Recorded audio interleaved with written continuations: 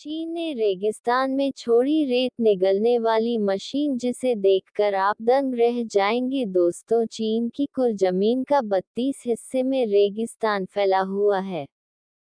यानी चीन में इतना बड़ा इलाका बंजर पड़ा है। और हैरानी की बात यह है कि रेगिस्तान लगातार बढ़ रहा है। जी हां, आज से करीब 30 साल पहले चाइना का रेगिस्तान 1.7 मिलियन स्क्वायर किलोमीटर बड़ा था, जो कि देश की कुल जमीन यानी 99.5 मिलियन स्क्वायर किलोमीटर का लगभग पांचवा हिस्सा था। लेकिन साल 2015 आते आते चीन का रेगिस्तानी इलाका 2.62 मिलियन स्क्वायर किमी तक पहुंच गया। इसके अलावा जो जमीन बची है उसका भी 18% हिस्सा डीपीआर यानी कि डिजिटल जोन में पहुंच चुका है।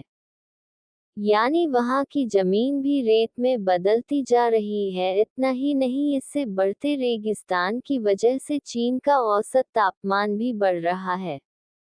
बीजिंग जैसे रिहायशी शहरों में भी हर महीने 2 बार सैंडस्टॉर्म यानी धूल के तूफान आने लगे हैं। और पाकिस्तान में रहने वाले करोड़ों लोग चीन के बड़े शहरों में माइग्रेट कर रहे हैं, जिससे वहां भीड़ बढ़ रही है। वहीं दूसरी तरफ उपजाऊ जमीन कम होने की वजह से चीन का एग्रीकल्चर भी प्रभावित हो रहा है, जिससे हर साल 54 बिलियन युआन यानी करीब 63,400 करोड़ रुपयों का आर्थिक नुकसान हो रहा है। और अगर ऐसे ही चलता रहा तो सन 20,000 आते आते चीन का प्रतिशत हिस्सा रेगिस्तान में तब्दील हो जाएगा, जिससे पूरा देश बर्बाद हो जाएगा। ऐसे में चीन के वैज्ञानिकों ने एक ऐसी डेजर्ट मैनेजमेंट टेक्नोलॉजी डेवलप की है जिसने पूरी दुनिया को हैरान कर दिया है। तो कैसे चीन अपने रेगिस्तान को फैलने से रोक रहा है और कैसे इस विशाल कायम मशीन ने चीन के रेगिस्तान को हरे जंगल में बदल दिया है, चलिए जानते हैं।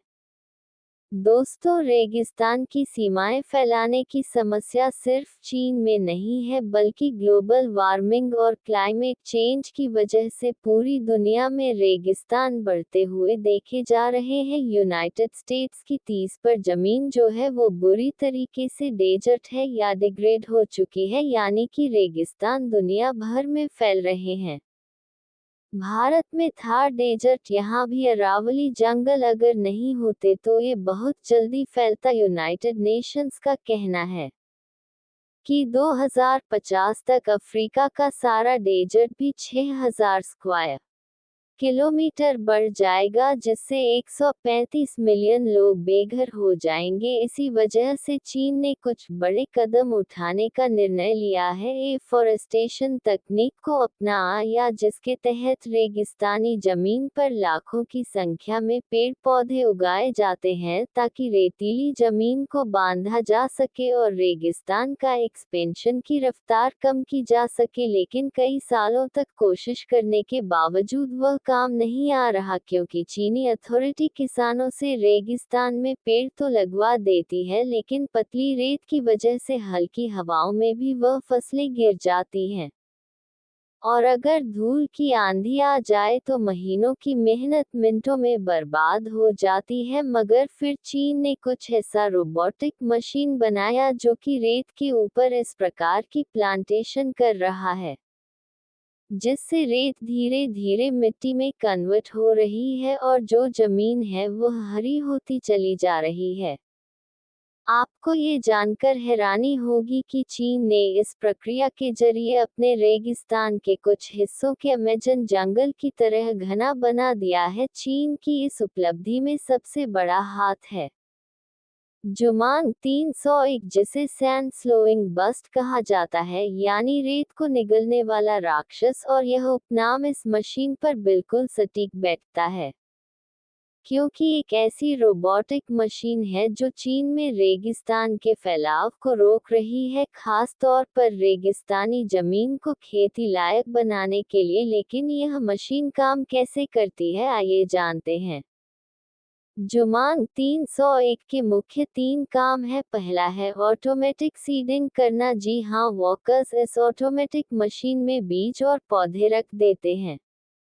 जिसके बाद ये खुद ट्रैवल करते हुए जमीन में एक ऐसी जगह चुनती है जहां रेत ज्यादा पतली ना हो और फिर खुद ही गड्ढा खोदकर उसमें पौधों को बो देती है।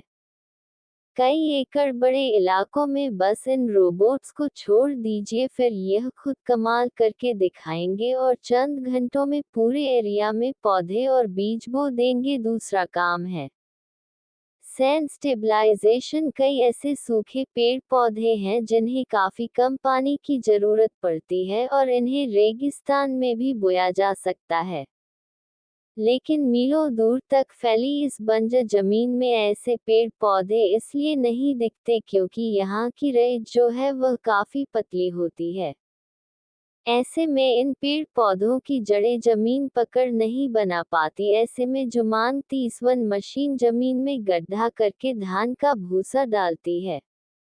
साथ ही सैंड फिक्सिंग एजेंट यानी कि एक ऐसा केमिकल भी डालती है जिससे रेत मजबूत हो सके और धीरे धीरे वह मिट्टी में तब्दील हो जाए। और रिपोर्ट्स के मुताबिक जुमांग 301 एक मैनुअल लेबर से 10 गुना ज्यादा बेहतर तरीके से सैंड स्टेबलाइज करती है। इसके अलावा इसका तीसरा काम है सैंड ग्रीड पेविंग करना, यानी कि यह ऐसे चौकोर चौकोर पूरा एक जाल बनाती है। रेगिस्तान में इससे होता यह है कि जब तेज हवाएं रेगिस्तान में चलती है तो रेत को अपने साथ उड़ाकर नहीं ले जाती। देखिए सैंड स्टॉर्म, धूल भरी रेतीली आंधी जो होती है सबसे बड़ा कारण होता है रेगिस्तान के फैलाव का। या रेत जब रेगिस्तान में उड़ती तेज हवाओं के साथ जहां से जहां पहुंचती है वहां मिट्टी के ऊपर रेत पहुंच जाती है और वहां की फर्टिलिटी यानी उपजाऊ क्षमता को खराब कर देती है। ऐसे में जब स्ट्रॉ यानी भूसे से रेगिस्तान में चौकोर बनाए जाते हैं तो रेतीले तूफान ज्यादा रेत नहीं ले जा पाते और जब ऐसी रचना पौधों के आसपास बनाई जाती है तो उन्हें भी प्रोटेक्शन मिलता है।